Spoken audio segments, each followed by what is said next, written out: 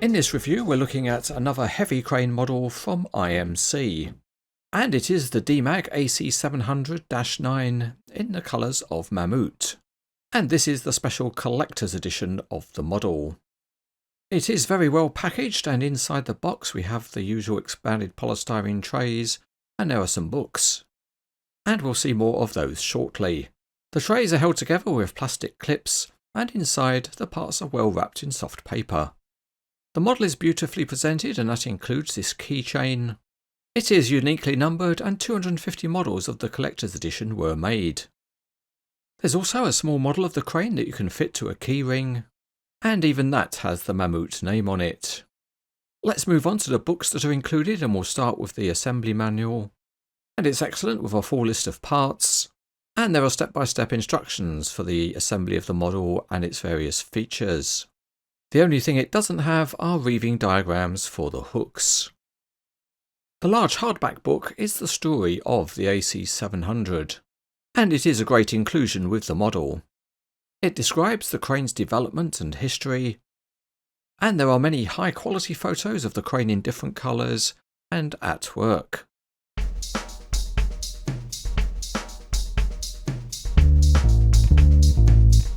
For the assembly, we'll get the crane ready for the road in its base configuration.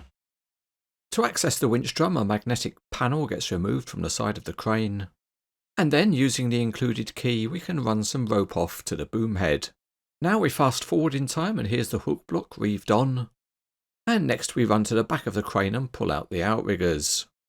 We do that just enough to be able to mount on the outrigger pads, and by that we mean mount them in the transport position. Once loaded, we can close the outriggers back up. A feature of the collector's edition is that there are die-cast transport racks included, and here we start with the tray that carries the hooks. Like the rest of the frames, it is the correct width to mount on a ballast trailer, and here we see another tray which is to carry the front outriggers. Next we have a frame to carry the ballast tray and luffing winch, and it slots into place so it doesn't slide about. Then we have a tray that we can use to carry the spreader plates, and again the bottom one fits into place so it doesn't slide about. So what we've seen so far gives us a ballast trailer load, but there's one more frame included, and that can carry some counterweights. And here we'll load it up with 4, 2 from each side. The last item to add is a ladder on the side of the boom.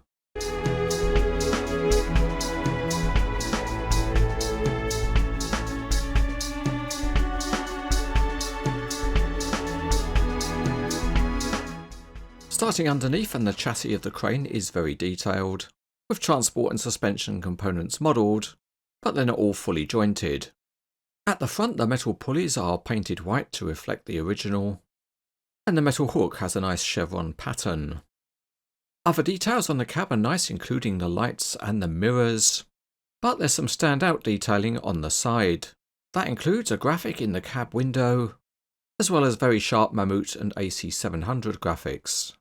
A particular treat is all of the other very tiny graphics on this part of the model.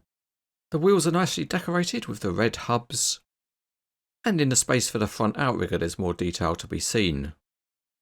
Moving to the rear outrigger, the graphics also include a tiny warning triangle, and there are more nice chevrons and also tiny orange lights.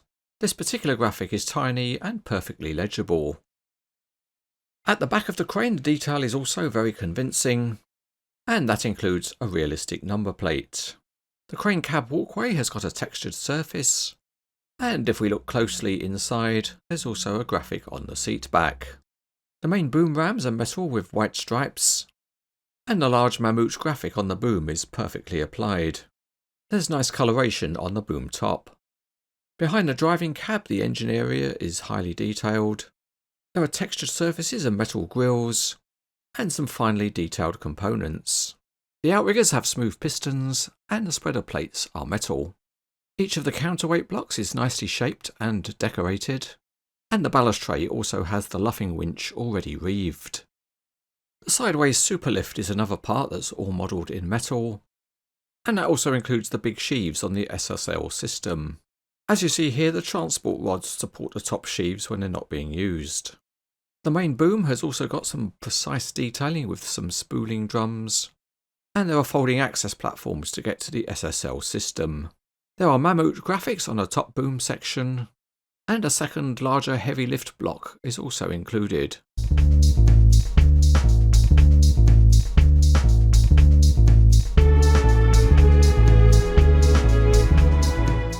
Once again, starting underneath, there is sprung suspension on each of the axles with a good range of movement. 8 of the 9 axles can also be steered independently, so the steering modes of the real crane can be replicated. Out on the Cranes Etc. Superhighway, the crane rolls accurately, and you can give the whole crane a jiggity jig jig. And if you set the steering on the steering axles, the whole crane does turn quite well. One axle doesn't have steering, but it can be raised out of service, and you do that by tightening a screw. And in practice that works well with the axle raised to a good height so that the wheels don't turn. That then allows you to perform the other steering mode, which is crab steering. Before we go further, we'll beef up the transport mode and add on some parts which weigh more, but local laws might allow. So to start with, we'll add on the front outriggers and they get pinned into place. And once they're fully connected up, we can then start to also add on the SSL system. These pendants are being added in the transport position, but we're going to continue and add on the rest of the SSL. The connections are made with tiny nuts and bolts, and tools are supplied to enable you to do them up. This generally works well, although it can be fiddly to get the nuts and bolts into the tools. And here we're using pliers to get pins in which hold the SSL in place. So these are not jobs for fat salami fingers.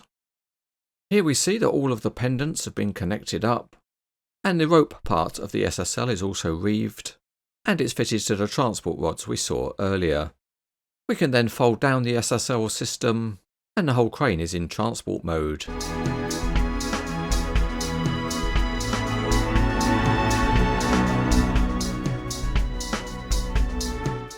Enough transporting around, let's get on site and set the crane up. So we've pulled out the first outrigger and we've set it on its pad. When they're all done, the system is stable enough to have the crane wheels free. And then for safety, to stop our fingers falling off, we can put in some handrails. The crane cab needs to be folded round from its transport position into the working position. And there is height adjustment on the cab to raise it above the outrigger beams. Next we can move on to raising the boom, and that works in a super smooth way, and you lock it into position with an Allen key. Each telescopic boom section can be locked at one of 3 extensions, and they pull out nice and smoothly. If you like playing being a crane driver, you can use the winch to lift loads, and the winch drum has a positive spring-loaded brake. The ballast tray can be put on the carrier deck to simulate self-ballasting, but to attach it we need to offer it up to the back of the crane and insert a steel pin. Once it's firmly fixed, we can load up the counterweight blocks, not forgetting the one left on the table. Another part included with the model is this Mammoet decorated load plate, and it provides tension on the winch rope. There's also functionality on the crane cab. It can be tilted to avoid operator neckache. The sideways superlift works well and the arms can be opened up, and the whole system can be set up with a reasonable amount of tension.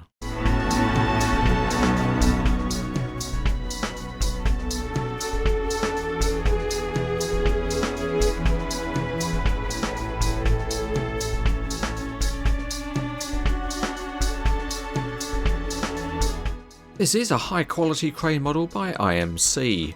This collector's edition has excellent presentation, and it's matched by the quality of the detailing of the model. It also has very well engineered functionality and looks great in Mammoet colours. Overall, it's very easy to say this model is excellent.